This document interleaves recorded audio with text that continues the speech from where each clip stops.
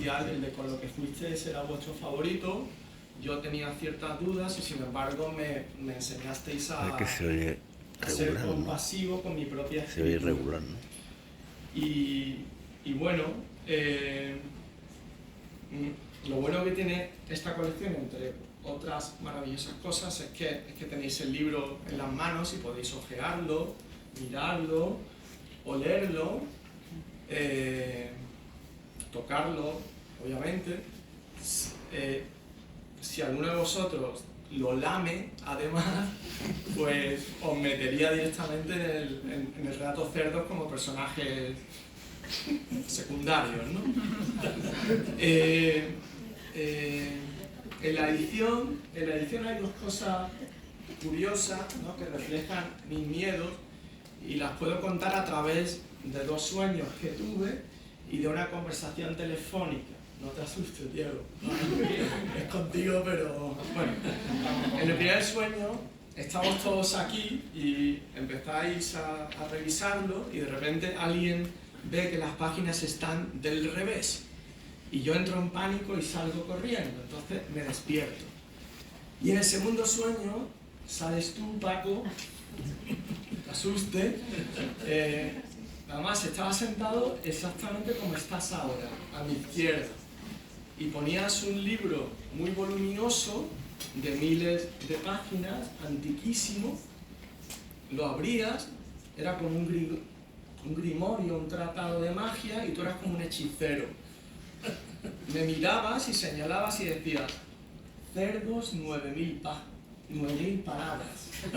Entonces, eso tiene que ver con los miedos que me han acompañado en todo el proceso para que encajasen los relatos, y eso ha sido continuo. Lo de verte como un hechicero, ya, si hay algún psicólogo aquí, pues me ayuda. Y luego hay una conversación telefónica, cuando la edición estaba encallada, un día me llamó Diego y hablamos, fue la conversación telefónica más larga que he tenido en mi vida, como 2 horas y media. Entonces, yo iba paseando y terminé en el muelle 1, me senté a contemplar el mundo del lujo, de los cruceros, de los barcos, y Diego hablándome por teléfono. Yo supongo que él estaba en la calle porque de vez en cuando entraba a un bar y se pedía una cerveza en francés. Entonces, con cada cerveza la edición mejoraba, mis dudas se resolvían e íbamos avanzando. Entonces, no hablamos solo de cerdos, sino que hablamos de la literatura, de la vida, hablamos de un poema maravilloso que él tiene, el de El mismo sol que alumbra el mármol, el último poema de Principios Básicos de Quiebra, que yo lo leí sentado en un banco rodeado de palomas y de vagabundos, y volvía una y otra vez al poema y cada vez me decía más cosas y bueno, y quedé fascinado. Hablamos de lo hermoso de la literatura y de sus miserias también, y nos contamos algún secreto que, lo siento, no lo podemos decir porque bueno, no procede. Igual si nos tomamos algo luego salen los secretos, ¿no? Entonces, eso fue en la edición, hubo esos 2 sueños y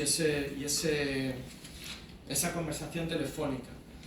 El libro, su título es Cerdos, en la solapa se habla un poco sobre mí, pero tampoco es muy importante. Yo me siento un poco como Salinger, que la literatura habla por sí misma y no hace falta ni fotos, ni prólogos, por supuesto. Estamos en la civilización de los prólogos, ¿no? Entonces, los textos hablan por sí mismos. A mí lo que me gustaría es que cada uno los leyera y los llevara a su terreno personal, a su experiencia lectora, a su experiencia vital. Y bueno, os puedo hablar un poquito de cada relato. Si queréis, empezamos por el principio. El que abre el libro se llama Con lo que fuiste. Entonces empieza con una cita hermosísima de Francisco Umbral en su libro Mortal y Rosa.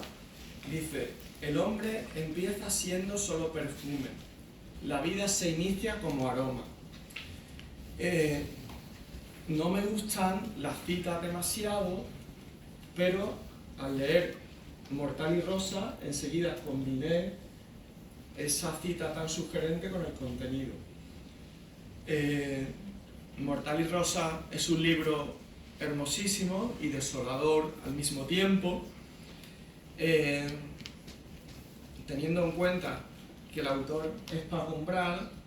Podía hacer esa broma de he venido a hablar de mi libro, pero los que tenéis cierta edad conocéis, pero afortunadamente estoy ya hablando de mi libro y ni Paco ni Diego son Mercedes Milá.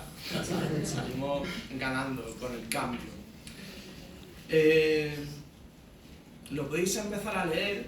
Bueno, podemos incluso leer los 2 párrafos iniciales. ¿Alguien quiere leerlo? ¿Voluntario? Yo me he leído muchas veces, pero si Juana, que está en primera fila y es amiga, quiere leer los 2 primeros párrafos. Venga, Juana. Un hombre entra en una perfumería. En el siglo XV, las celestinas pululaban por los arrabales de los burgos con sus filtros y aceites. Hoy se transmutan en dependientes de la cadena de perfumerías Primor y defienden la rentabilidad de la franquicia. Sangre de murciélago contra gotitas de Dios.